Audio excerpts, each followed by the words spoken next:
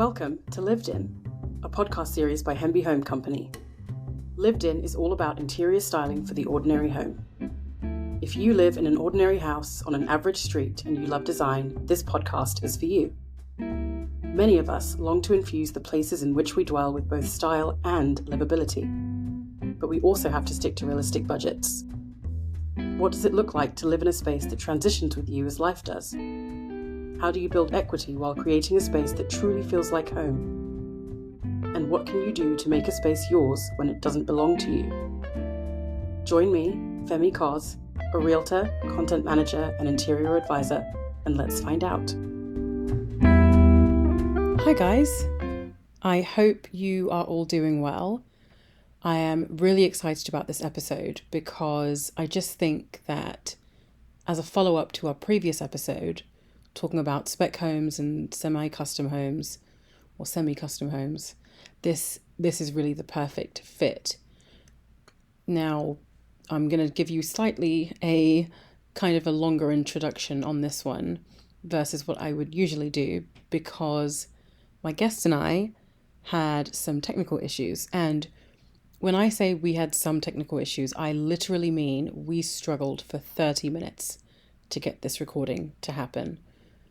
My typical recording process, not that you asked, but it's using Riverside. And for whatever reason, on that day that we were set to record a few weeks ago, we just could not get everything to work. I mean, literally nothing was working. I started in Riverside, she couldn't hear me or see me. I could hear her and see her. It was one of those really weird situations. And I think I even logged out and then logged back in a couple of times to no avail. Then I thought, well, let's record on Google. It really sounds like the issue was my internet, but I didn't think that initially. So I thought, let's record on Google. That didn't work either. And so after that, graciously, she let me just call her on the phone and we recorded it in the voice notes app on my laptop. The struggle is real, people. Anyway, that worked in the end, but it means that the first, 7 or so minutes of our conversation are missing. And I was hoping to have a few pieces I could mix in, but really nothing is usable. It's like 30 seconds of her saying, "There's a delay, I can't hear you," or me saying, "Oh my goodness," over and over again. So I'm not going to include that. But when we get into this episode, we're going to kind of just jump in right into the middle of the discussion because that's what we had managed to record in the time that we had left. So, with all that said, my guest in this week's episode is Jennifer Vreeland McDermott of JV Design. So, just to give you a bit of a background on Jennifer, she's a designer and she's been in the industry now for about 25 years.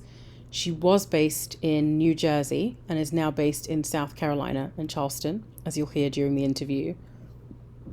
And she kind of got started in the industry working for a magazine. But as part of that process, she would help with designing kitchens, which is really cool, and some other rooms as well. She's also done some work with the Property Brothers, which if you've ever watched essentially any HGTV show whatsoever, you've seen them somewhere because they dominate on there, let's be honest.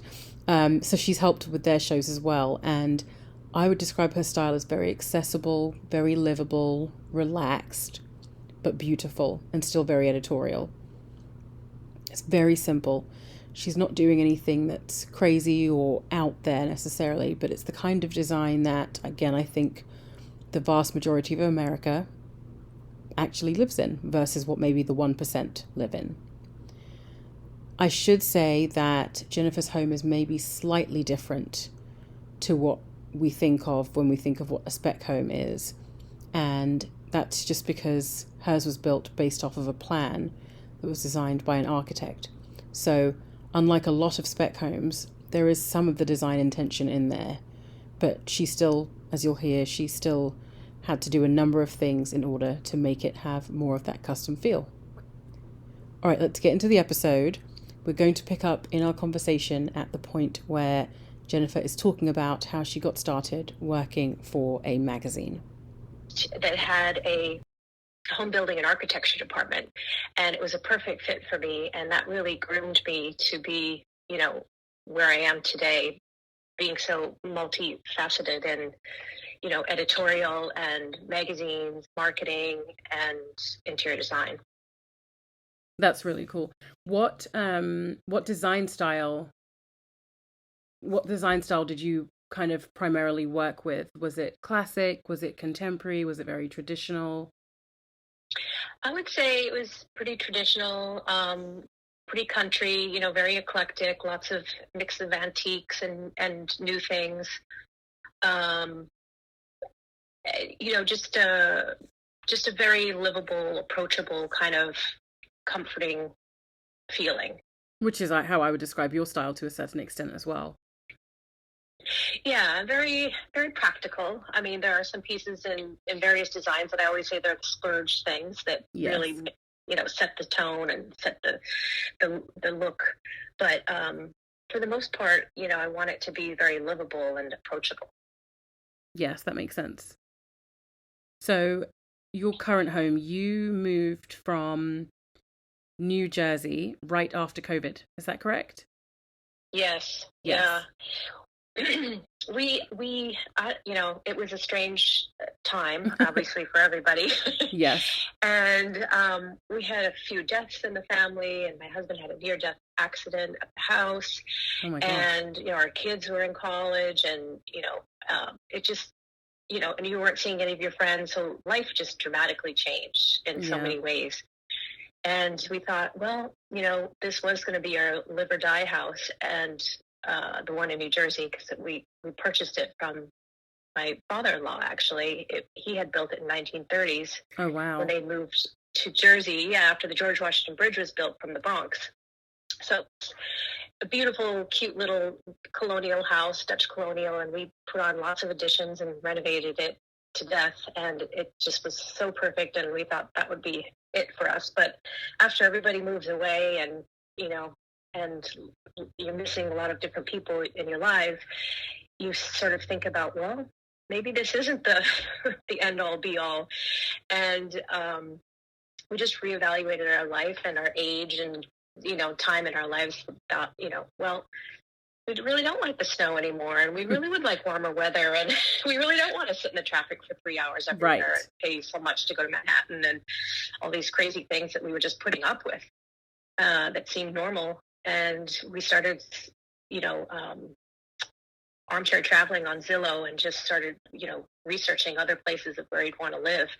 And everything just pointed to Charleston.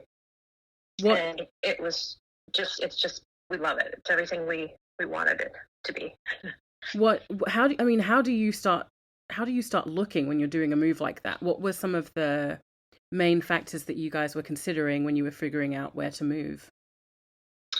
Well, we wanted to be close to a beach. We wanted to be close to a vibrant city with lots of culture and history. We're real foodies. We want lots of great food, and we wanted to be in a place that was very close to the airport, close to downtown, close to the beach, so that we're not spending our time all driving around all the time. Right. And this little spot that we ended up in Charleston, it's where we are now, is called West Ashley. It's outside of Charleston, but it's in Charleston County. And so we really are 20, 30 minutes from everything that's out there. So it's great. That makes a lot of sense. So obviously you're in West Ashley. Is the reason that you chose the specific area that you're in, is that specific area the main reason that you chose to go with a builder floor plan versus buying an older home? Yes, we looked everywhere. Our realtor took us all over Mount Pleasant and all different places around Charleston and downtown Charleston. And downtown Charleston is just not in our budget. Those houses are crazy expensive and very old and needed a lot of work. And we had done so much renovating. We were not wanting to do that right away again. So we really did want something new. Funny enough, I had a subscription to, bazillion magazines, but of course Southern Living magazine was Yes. one of the subscriptions. And I had seen in there that they do a Southern Living neighborhoods and communities. And I just had it in the back of my mind. I didn't search it out or anything, but when the realtor drove us to this area and there was this huge Southern Living sign, it all connected. I was like, oh my God, this is that community of like historic homes and, you know, built on a plantation and all this stuff. And we went through the various lots. There was pretty much nothing here but, you know, all the beautiful 300-year live oaks and old magnolias and of course the Ashley River, and it was just, everything was to come. And we really just had that weekend to figure it out, and we picked a lot and then went back to New Jersey and signed all the papers and then decided to pick a plan. And for us, we were thinking about the future. So, you know, thinking about, you know, having the primary suite on the first floor and, you know, having an open floor plan, which would be so different than what we had in New Jersey with, you know, compartmentalized, you know, little Dutch colonial with all kinds of walls and rooms. And this is just a big, wide open floor plan, which is so different for us. And, you know, we went from 8-foot ceilings to now 10-foot ceilings. And it's just feels so good. And, and the windows are so tall and long, and the light just, you know, just streams in.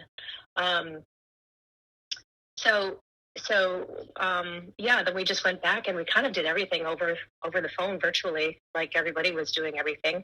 Yep.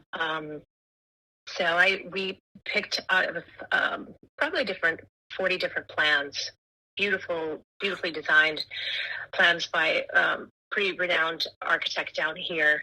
And all of the homes are, you know, some of them look like Charleston singles or doubles. Yes. Some of them are farmhouse styles. Just a lot of different choices, and, you know, double balconies, single balcony, or, you know, various options. And we kind of wanted to keep it on the smaller side. So we actually chose one of the smallest plans. Okay. And then we just started rolling from there and kind of did everything virtually with the builder's assistant and designer. And I, you know, realized quickly that, you know, things would add up. What do you want to, you know, I know the industry and I know the products. So it was crazy to see, you know, a visual comfort light at a really high price when I know I could get it for a lot less. Right. And so we just sort of we figured out pretty quickly, just stick with the base of everything. And rather than, you know, switching to, because there are various levels, you know, A, B, and C. And so if you go to B or C, then you're not only being charged a fee, but then you're paying more for the product also. And so we decided not to upgrade on pretty much anything because I knew I could change it all out afterwards. That makes sense. Yeah. So it was a bit of a tedious process, and, you know, limiting for a designer because, you know, there were lots of just so many limitations, you know, things you couldn't change. Everything was, you know, the way it is. I did manage to find a few loopholes along the way. Yeah, you're going to have to share how you found those loopholes, because I think where in my current market, I would say probably, 50 to 70% of the houses on the market are new build spec homes. And I've worked with clients, not on the design side, but on the real estate side, who are looking at these and are frustrated by the limited options. So the fact that you could find loopholes is really cool.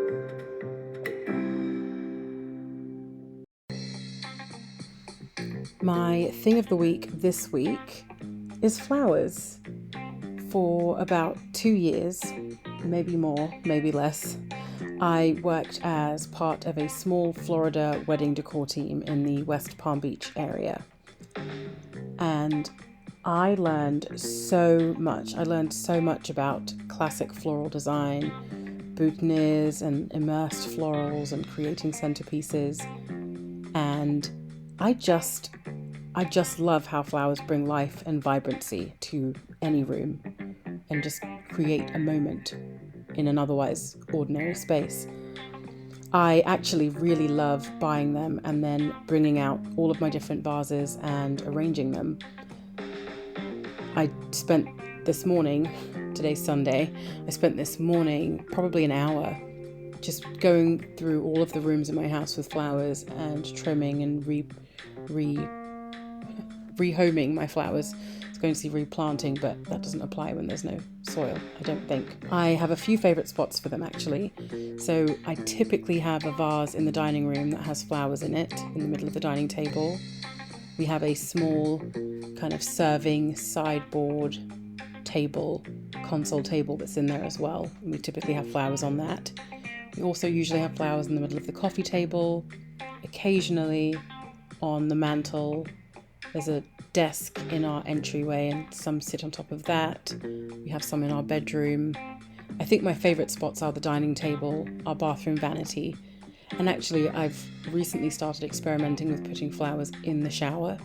We have those tile shelves in the shower, almost like a niche, but instead of being in the wall it juts out, and I love putting flowers on those. It's just something beautiful to look at while you're taking a shower or while you're, putting makeup on or washing your face in the morning. So I really like that too. Local to me, there's actually a wonderful florist where you can buy individual stems, and it's nice because it's not the flowers that you would get at the grocery store. So she'll have ranunculus, she'll have bells of Ireland, she'll have spray roses versus regular roses, she'll have peonies. She just has an incredible variety.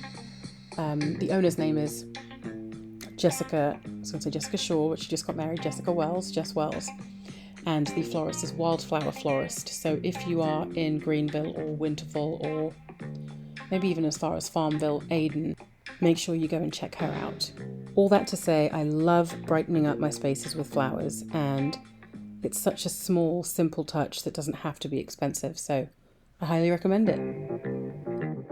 I actually wanted to talk to you about your kitchen, because you did something that some other people might have been somewhat afraid to do, or maybe not have even known they could do, with the cabinets. So would you be open to sharing what you did and how you did that? Sure. Yeah.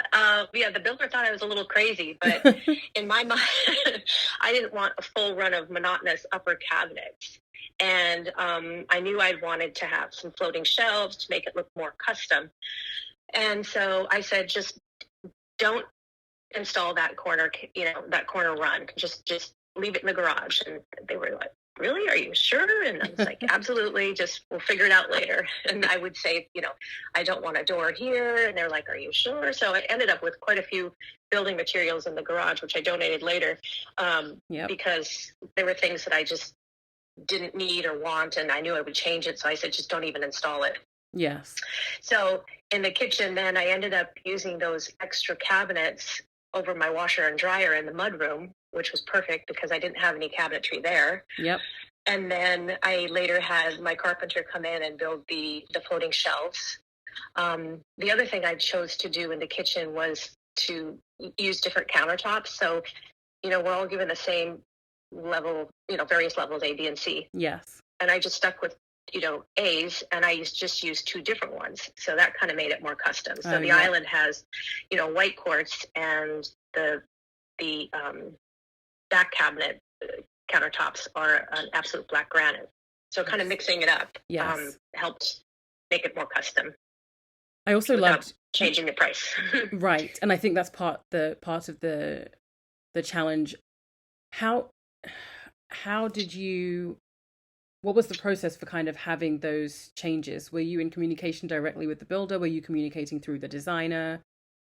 Was it just pretty much through the designer, and then they would have a lead construction manager that you were assigned to, kind of, and so we would just be going back and forth on certain things like that. I'd have to really get in there and catch it before they did it, because it was most of the changes I would make early on, but if there were some things that I noticed along the way, I would try to catch it, so it wouldn't be a huge change order or any kind of incur any kind of expense for them either. Right.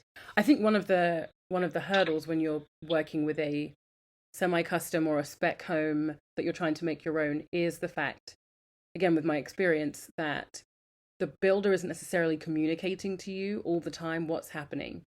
You get pulled in at specific moments. Maybe at the beginning, you choose a wall color and some flooring, and you sit down with one of the builders here. You sit down in the design center. You talk about the flooring and you talk about faucets, and then that's kind of it. And nobody talks to you until it's time for a final walkthrough. So how did you stay on top of what was happening and when it was happening? Were you kind of making regular calls, or? Well, actually, so we decided, switching back to New Jersey and designing it, via the internet. And, yes. Once we had everything planned out, then we put our house on the market, and surprisingly, it sold within a week. Oh, wow. And we were like, oh boy, this is happening. It's not all on paper. It's not all virtual.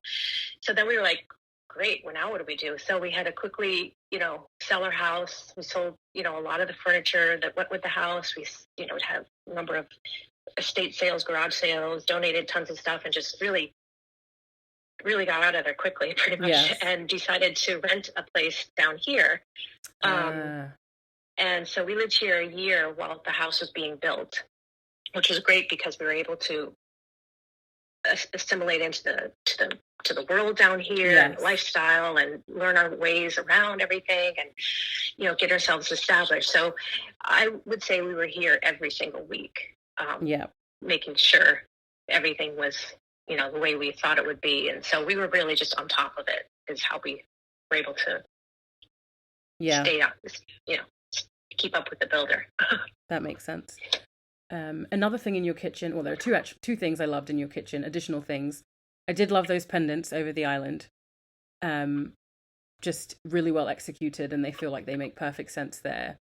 But there are a number of other things that I'm not as used to seeing in spec builds. So there was I always say this wrong. I never remember if it's Zelig or Zelige, but the tile. Oh, Zelige tile. Yes, that's that. Well, that color is our favorite. I admit, my husband and I are kind of obsessed with yellow. Yeah. Our whole house in New Jersey was yellow. I mean, the first floor, the living room, and everything. It was just a beautiful color. And we decided that it just needed some oomph. The white subway tile was just blah, and nothing was, saying, hello, look at me. Yes. It was just boring. And so we were like, let's just do yellow tile. And I've been in love with the Zelige tile for so long. Mm-hmm. And I thought that would be just perfect there. And we love it. So it's not for everybody, but we love it. No, well, I understand that. You have to be okay with the imperfection, but that's part of the beauty of it too. Yes. And it's great because, I have clients all the time that say, well, we did the spaghetti sauce test and we decided we can't go with this tile because, it stains in the ground and this and that. And so what's so great about the Zelige tile, you can't see a thing. Correct. It's so irregular and the grout lines are so small that, I barely even wash it because I can't see anything wrong with it. I love that. I think the other thing in the kitchen that I changed that was pretty interesting is the pantry door. Yes. They just give you a regular door, obviously. And I ended up finding this really cool solid metal door with like a wavy glass, yes. which made it like a little industrial, but yet different. What percentage of the kind of custom details that you added, so things like the door and the backsplash, what percentage of those things did you do after the house had been built versus you kind of had the builder do those for you? I would say almost 50%. Yeah. We changed. Yeah. Adding beams, creating a completely different mudroom, turning it into kind of more of a butler's pantry. Yes. And just all kinds of chandeliers and lighting fixtures in different places. Yep. Upgrading all kinds of cabinet hardware, adding tile wherever we could. Adding, as simple as, you'd think you'd get a shower door, when you have a tub or something, but no. So, yes. So we added shower doors and, just lots of different things that,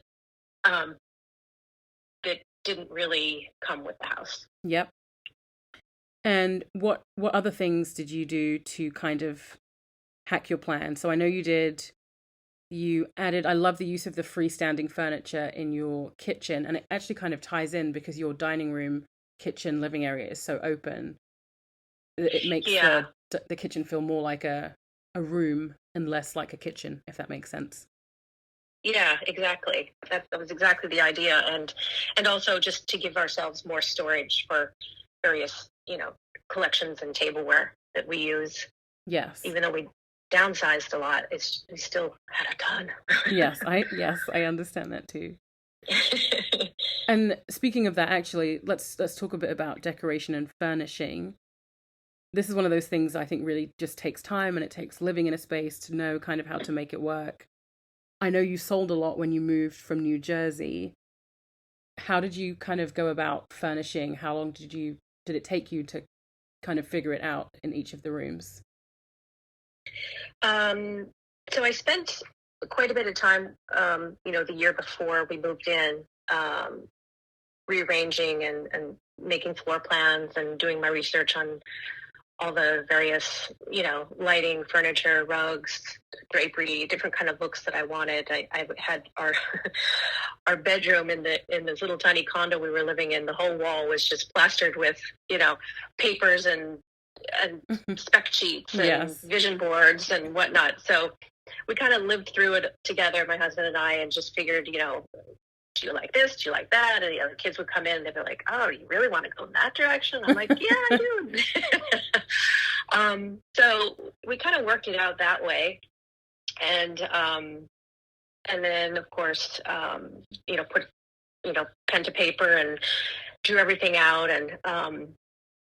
And then we felt comfortable with it. And then once we moved in, we just started, placing orders and, placing furniture. It was a time too when everything was costing more in the industry and taking far, far too long to get.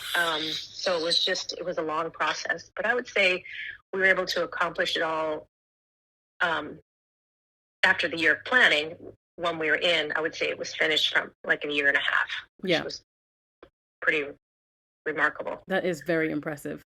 My husband and I moved into our house just over a year ago. It was a year, 2 months ago. And I still feel like things are very much moving around and nothing is fully done yet. I think there's one room in our house that I'm like, okay, this room is done. I don't need to touch it ever again. But it's such a good feeling. It's such a good feeling. But then it's like, gosh, that took so long. Like, I think that's taken us almost a year to do that room. So, and I mean, we've got 4 young kids and we're navigating all of that. Oh my gosh. Wow. That's impressive. Yes. So, but then I'm like, good grief, it's going to take so long to do the whole house and have it exactly how we want it and have it in quote finished. But that's intense. And when I say kids, mine are like 25 and 26. Right. So they're like adult children or whatever you call them these days. We don't have much time left, but I would love to ask you, what room in your house was your favorite to decorate and furnish? I would say the den, which you can see on my website, but you can't. It was a piece that didn't make it on Homeworthy because you have to be a subscriber to get the extra footage. But it's this cool den room. I brought these doors from Connecticut. They were original exterior doors on a brownstone in Manhattan, and I used those as like sliding barn doors to enter the den. And then we pretty much used all the furniture from our den in New Jersey and even picked the same color on the walls, except we used like a high gloss. Yep. And we wallpapered the ceiling. We added this really cool fixture from Visual Comfort.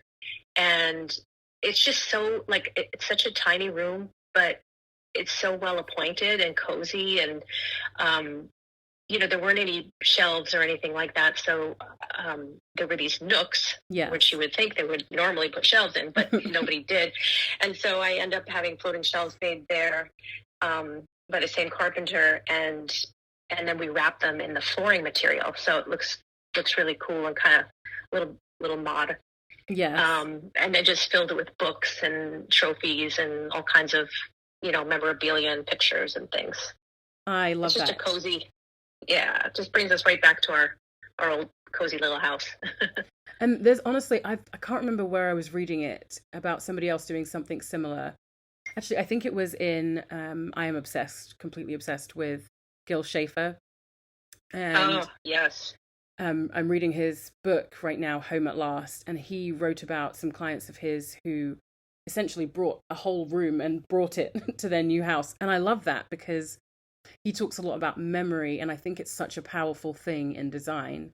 And so very true. To have that brought in, to be able to kind of replicate, okay, you had to leave New Jersey, the place that we didn't have to leave New Jersey, but you left New Jersey, the place you thought you were going to be forever. And so to be able to carry a piece of that into, your, in quote, new life is, I think, really powerful.